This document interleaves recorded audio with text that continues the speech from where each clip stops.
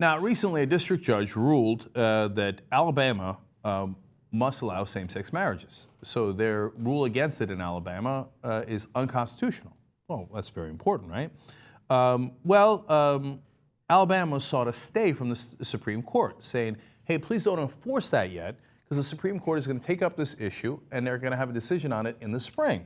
So wait till then, and make sure that we are allowed to discriminate until then, and until we get your ruling. Well, the Supreme Court ruled this morning, no, that ruling is in effect, and of course you have to follow it. It's a valid order by a district court of the United States. So all this nonsense going on in Alabama, including the Chief Justice Roy Moore, who's back, get a load of this. Their Chief Justice was thrown out of office earlier because he refused to take out the 10 Commandments from public land. Now, rule of law, he doesn't care. Not interested in the rule of law. All he cares about is his own law. And he said, yeah, there was a ruling. I have to abide by it. I'm the Chief Justice, right? No, I don't care about the court system. I don't care about the rest of the law. I'm above the law. I'm Steven Seagal. So he'd been removed from office for doing that. The good people of Alabama wisely put him back into office last year. Okay, so now he's saying, rule of law, I'm an obvious and flagrant violator of the law. That's why I was elected by the good people of Alabama, to keep on breaking the law. So as the Chief Justice, I'm ordering all the judges to not obey the law as the district court laid it down. Now, the Supreme Court said, no, you can't do that, you schmuck. Of course you have to follow the rule of law. And it was a 7-2 ruling. Interesting that even some of the conservatives went along with the ruling. Now, the heart of the matter will be decided by the Supreme Court in the spring, as I said. But this is obviously a huge omen for which direction they're going. And it is a significant rebuff of Roy Moore and other legislators in Alabama who wanted to make sure that they did not listen to the district court. And here's the Supreme Court saying you must. Interesting, already in response to this, some judges like Judge Don Davis have decided, I'm just not going to open up to hand out licenses at all. So a group in Alabama has already filed to hold that judge in contempt, which is exactly what he is.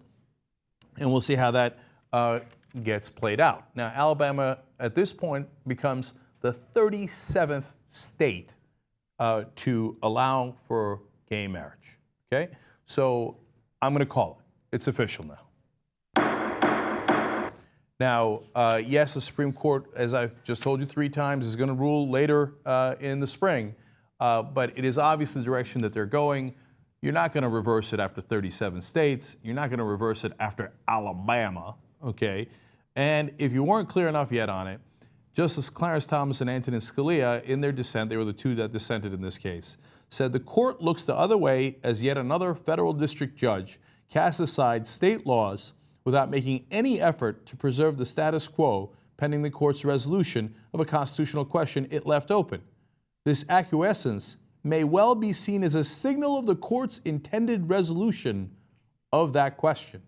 That last sentence seems to be very clear, saying our conservative compatriots on the court will not side with us. We will lose the case ultimately, and gay marriage will be installed because it is exactly what the Constitution requires, that you treat every American citizen equally. You can't do separate but equal. We already established that. Now people are saying, well, I mean, come on. I know we can't discriminate based on race, but you're not even going to let us discriminate based on,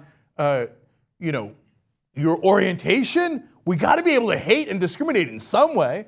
Well, apparently the Supreme Court is going to say, no, you can't. And that was certainly part of the process today.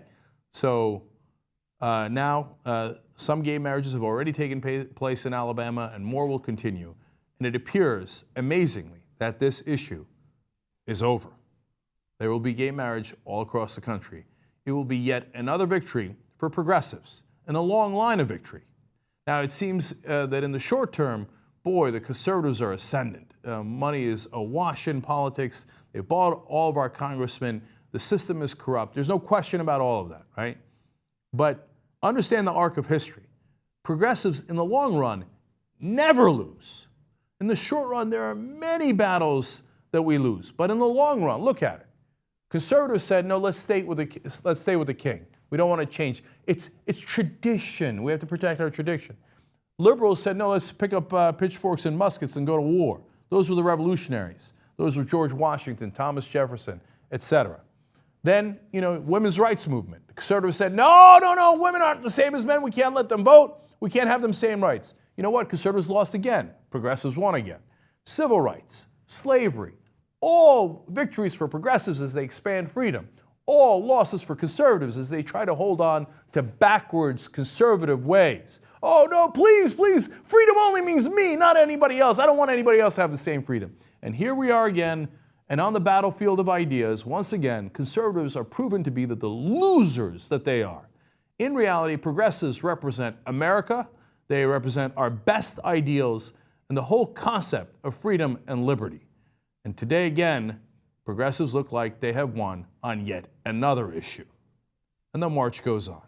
So conservatives, I always welcome you to the battlefield. I always look forward to kicking your ass.